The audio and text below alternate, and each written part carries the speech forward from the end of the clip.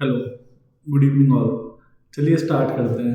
तो आज हम स्टार्ट करते हैं सबसे पहले बाज़ार से। ठीक है, बाज़ार क्या है? आज का बाज़ार जो है थोड़ा नॉर्मल सा बाज़ार रहा, जो हम लोग देख रहे हैं कि भाई बाज़ार में कभी थोड़ी थोड़ी तेज़ी दिखाई दे रही है, कभी थोड़ी थोड़ी ऐसा लग रहा है कि लास्ट में, मतलब आज जब हमने शुरू में देखा था, शुरू में थोड़ी थोड़ी हल्की हल्की तेज़ी थी।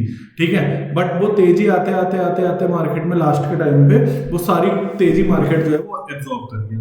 तो ये मतलब बेसिकली चल क्या रहा है ये चीज़। ठीक है, तो ये चीज़ क्या चीज़ हो रही है मार्केट में, मैं जो ऑब्जर्व कर रहा हूँ बहुत टाइम से, कि मार्केट ना एक तरीके से कितनी भी अच्छी न्यूज़ आ जा रही है मार्केट में, वो मार्केट उस न्यूज़ को बचाया जा रहा है। बट अगर थोड़ी सी भी निगेटिविटी आ रही है मार्केट को लेके, तो जैसे ही थोड़ी सी भी निगेटिविटी आती है तो मार्केट वो जो निगेटिविटी है उसके लिए रिएक्ट अच्छा अच्छा खासा कर रहा है, ओवर रिएक्ट कर रहा है। यानी कि अब हो क्या रहा है कि अब कि जैसे मार्केट में अभी मार्केट बढ़ा, ठीक है, मार्केट ये समझ लो आप कि 200-300 पॉइंट बढ़ा। ठीक है, बट क्या हुआ, किसी चीज को लेके मार्केट में थोड़ी सी निगेटिविटी ज्यादा आ गई, कि भाई वो खबर आ गई कि एफआईआई ज्यादा ने आज ज्यादा बहुत ज्यादा सेलिंग कर दी है, या निगेटिविटी या ये निगेटिविटी आ गई कि मार्केट में कुछ जो अच्छी कंपनीज हैं उनके जो रिजल्ट आए हैं वो ज्यादा अच्छे नहीं आए हैं।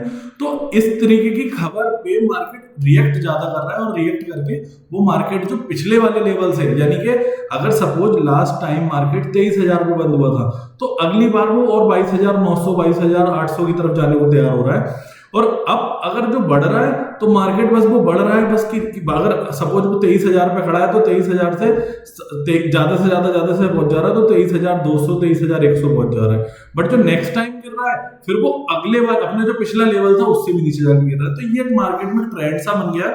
अगर आप ये चीजें देखोगे तो ये क्या है कि ये बियरिश मार्केट की पहचान है, कि मार्केट जो है वो क्या करता है, वो जो बढ़ने को राजी नहीं होता। ठीक है, मतलब कि उसमें कितनी अच्छी भी न्यूज दे दो, मार्केट उसको जो है अच्छी न्यूज को रिएक्ट नहीं करता, बट निगेटिव न्यूज को ज्यादा रिएक्ट करता है।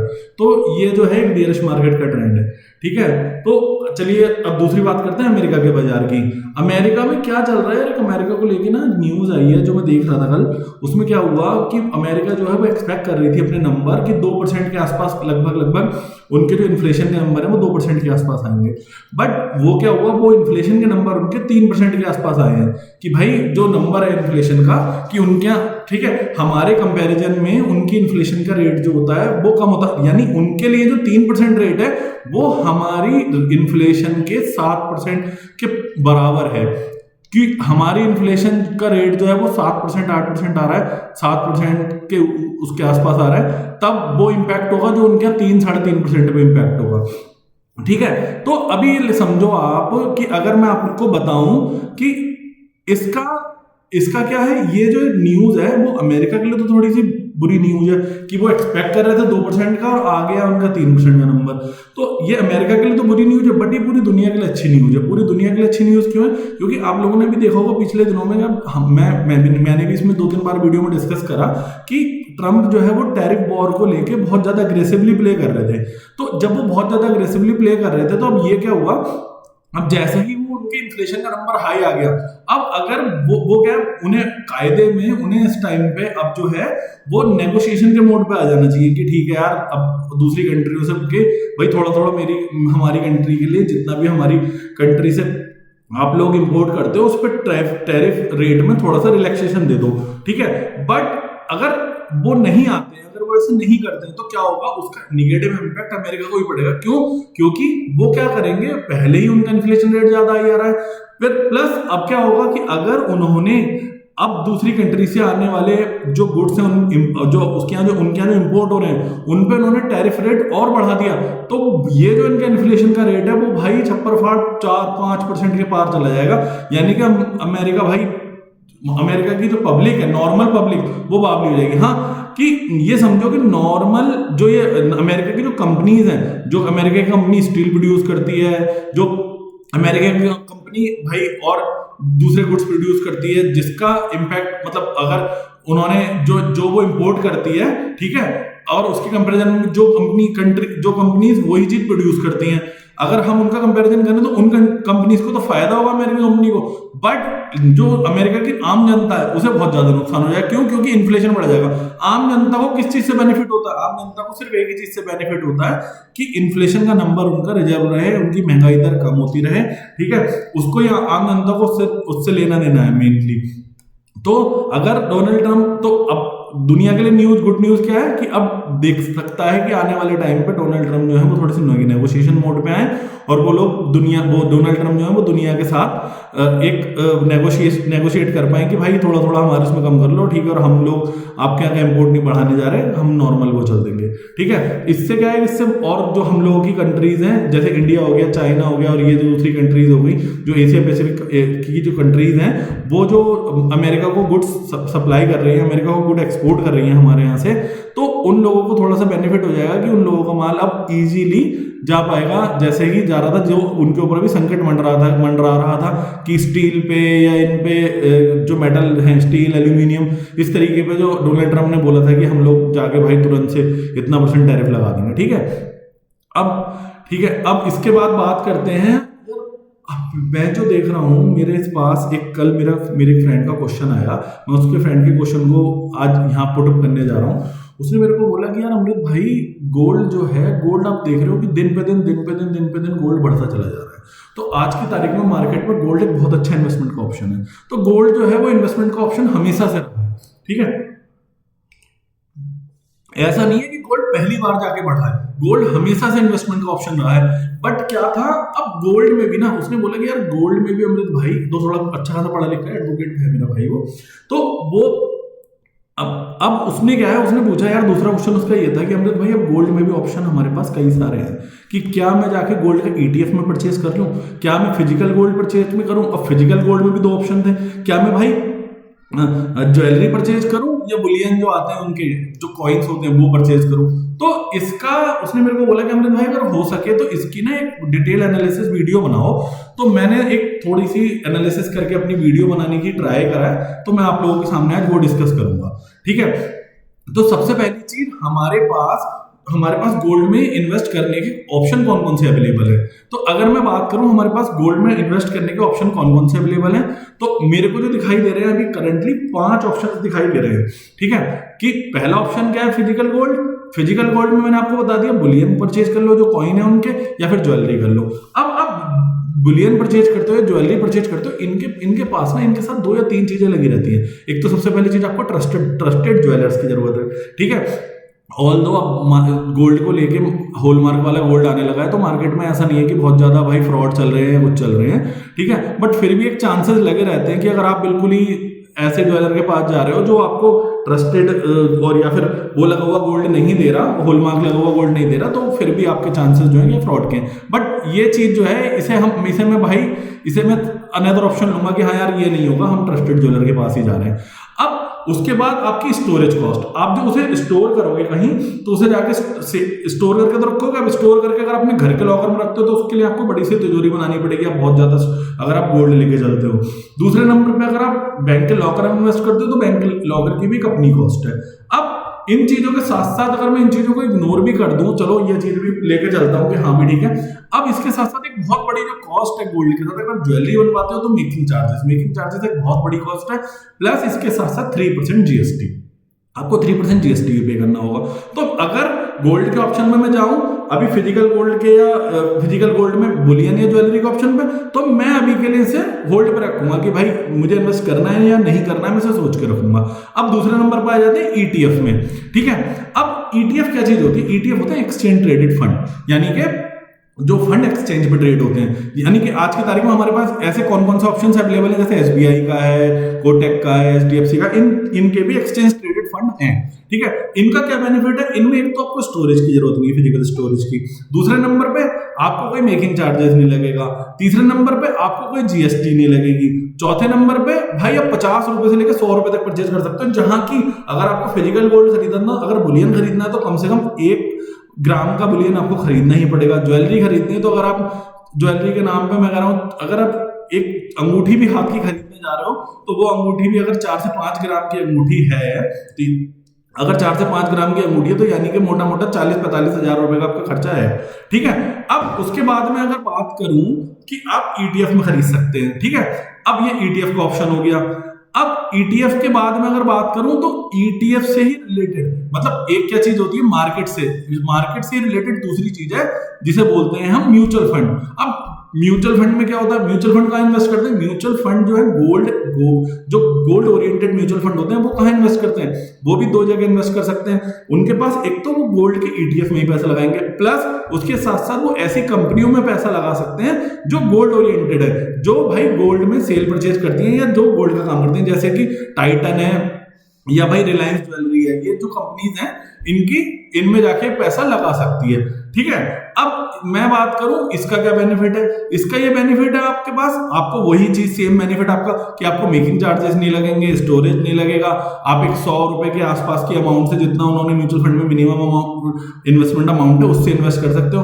बट ईटीएफ में और म्यूचुअल फंड में इसमें आपके पास दो एक्स्ट्रा कॉस्ट है, यानी कि ईटीएफ में एक ईटीएफ का अपना अलग से चार्जेस होता है, वो कुछ परसेंटेज ऑफ चार्ज लेते हैं आपको आपके इन्वेस्टमेंट अमाउंट का, वो आपका चार्ज रहता है। म्यूचुअल फंड में आपको अब जो अगर सपोज कोई जो म्यूचुअल फंड हाउस है वो ईटीएफ में ही इन्वेस्ट कर रहा है, तो पहले तो ईटीएफ ने अपना चार्ज लगाया, फिर वो म्यूचुअल फंड आपसे अपना चार्ज लेगा, ठीक है। तो ये चीज हो गई। अब उसके बावजूद अब तीसरा ऑप्शन का एक इसके बाद चौथा ऑप्शन कौन सा आया, चौथा ऑप्शन आया डिजिटल गोल्ड का।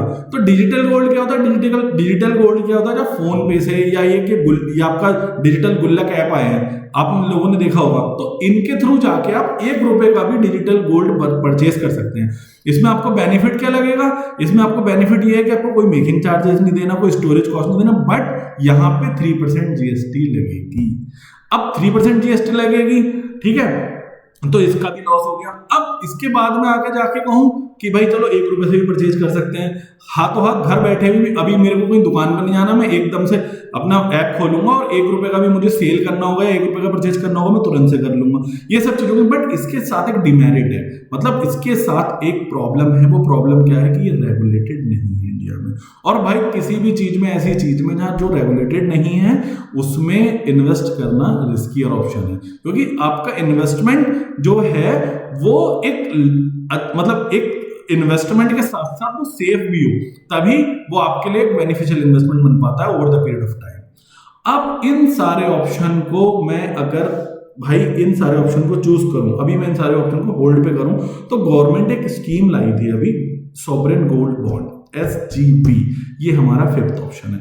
इसमें क्या हुआ था, जो ये गवर्नमेंट स्कीम लाई थी SBG की, सॉवरेन गोल्ड बॉन्ड की, इसमें गवर्नमेंट ने सारे ऑप्शन दे दिए थे। गवर्नमेंट ने बोला तुम आओ, इन्वेस्टर को बोला, इंडियन इन्वेस्टर को, कि तुम आओ हमारे यहाँ इन्वेस्ट करो, हमारे यहाँ इन्वेस्ट करो लॉन्ग टर्म के लिए, कम से कम 8 साल के लिए। आप 5 साल से तो पहले पैसा निकाल ही नहीं सकते, लेकिन आपको अगर सब कुछ रिटर्न चाहिए, सारा कुछ चाहिए, तो आपको कम से कम कितने टाइम के बाद पैसा निकालना पड़ेगा, 8 साल के बाद। तो 8 साल में आप ये पैसा निकाल पाओगे, ठीक है। अब जब ये गवर्नमेंट ने स्कीम दी, इसमें क्या कहा, गवर्नमेंट ने बोला कि तुम्हारे पास कोई देख तो तुम्हारा मेकिंग चार्जेस नहीं लगेगा, कोई इस पे जीएसटी नहीं है, ठीक है, मेकिंग चार्जेस नहीं है, जीएसटी नहीं है, स्टोरेज की तुम्हारी कोई कॉस्ट नहीं है। अब ये तुम सारी चीज रख लो, जो गोल्ड ये बढ़ेगा, जिस रेट से तुम्हारा मार्केट प्राइस होगा, हम आज के रेट से जिस रेट पे हम SGB sovereign gold bond issue कर रहे हैं, उस रेट पे हम आपको एक लिस्टिंग प्राइस दे देंगे, आप वहां से जाके परचेज कर लो। उस प्राइस से परचेज करने के बाद जिस दिन आप सेल करोगे, जिस दिन आपकी मैच्योरिटी डेट होगी, हम उस डेट पे प्राइस निकाल लेंगे और उस डेट पे आपकी मैच्योरिटी प्राइस करके जो गोल्ड का मार्केट प्राइस होगा उस पे आपको पैसे दे देंगे। इसके साथ साथ एक चीज और देंगे, plus 2.5% interest.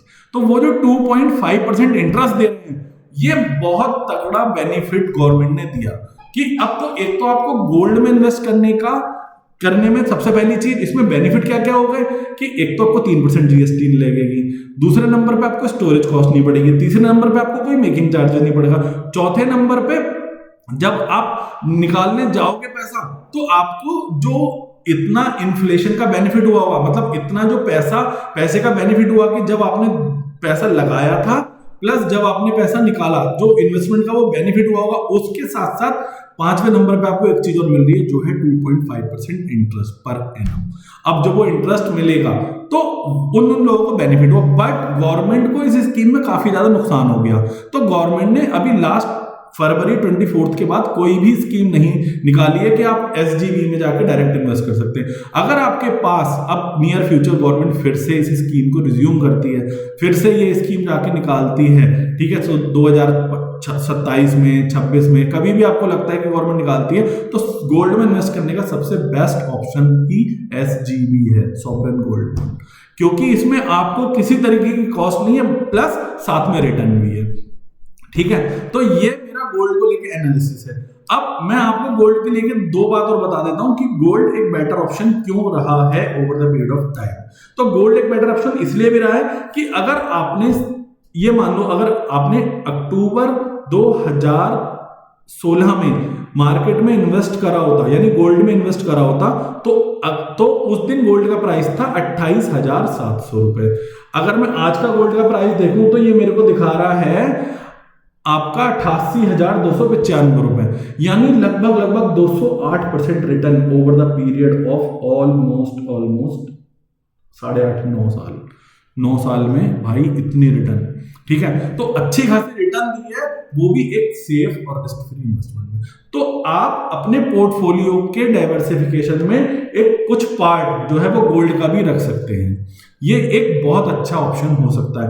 But physical gold में भी ज्वेलरी परचेज करना मैं कभी भी इस चीज के लिए सजेस्ट नहीं करूंगा। ज्वेलरी हाँ आपको परचेज करनी है भाई अपने यहाँ शादी फंक्शन के लिए, क्योंकि इंडिया में हमारे यहाँ से एक प्रॉस्पेरिटी का सिंबल माना जाता है। हमारे यहाँ इंडिया में इसे एक भाई अच्छे उसका सिंबल माना जाता है कि हाँ ये कुछ परिवार है, संपूर्ण परिवार है, इसलिए शादी ब्याहों में और हमारे यहाँ जो फंक्शंस होते हैं उसमें गोल्ड का बहुत ज्यादा चलन है। तो उसमें आप ज्वेलरी परचेज कीजिए, बट आपको अगर इन्वेस्टमेंट पर्पस से गोल्ड देखना है तो सबसे पहला ऑप्शन, अगर SGB आता है मार्केट में तो आपको सोवरेन गोल्ड बॉन्ड में पैसा लगाना है। अगर SGB नहीं आता है तो करंट में आज की तारीख में कौन सा ऑप्शन सबसे बेस्ट अवेलेबल है आफ्टर SGB, वो है ETF। क्यों है ETF? क्योंकि ETF में सबसे पहली चीज कोई GST नहीं, कोई मेकिंग चार्ज नहीं, कोई स्टोरेज कॉस्ट नहीं। 50 रुपए से लेकर 100 रुपए तक भी आप जाके तुरंत पैसा लगा सकते हो, जब चाहे मार्केट में जाके तब उस पर पैसा निकाल सकते हो। ठीक है, उसके बाद एक नॉमिनल चार्जेस हैं as per comparison of the mutual fund और other relative instrument available in the market. ठीक है, तो आपके पास ETF करंट में बहुत स्ट्रॉन्ग ऑप्शन अवेलेबल है कि अगर आपको गोल्ड में इन्वेस्ट करना है। तो यही मेरी आप लोगों को सजेशन है, यही मेरा एक एनालिसिस है। अगर आप लोगों को वीडियो पसंद आई हो तो प्लीज इसे लाइक कीजिए, शेयर कीजिए, सब्सक्राइब कीजिए, अपने सारे दोस्तों को बताइए, अपने परिवार वालों को बताइए जिनके साथ आप मार्केट में इन्वेस्टमेंट जर्नी सीखना चाहते हैं, जिनके साथ आप मार्केट में समझना चाहते हैं कि ये मार्केट किस तरीके से वर्क करता है आज की तारीख में। देखो मेन क्या चीज है, मेरा पर्सपेक्टिव जो है मार्केट में आप लोगों को एक नॉलेज देना है। जो नॉलेज मैं मार्केट से गेन कर रहा हूँ डेली, जो मैं मार्केट से पढ़ रहा हूँ, वही आप लोगों के पास तक पहुंचाने की ट्राई कर रहा हूँ। ठीक है, तो अगर आप लोगों को पसंद आ रही है तो प्लीज लाइक कीजिए, शेयर कीजिए, सब्सक्राइब कीजिए। Thank you.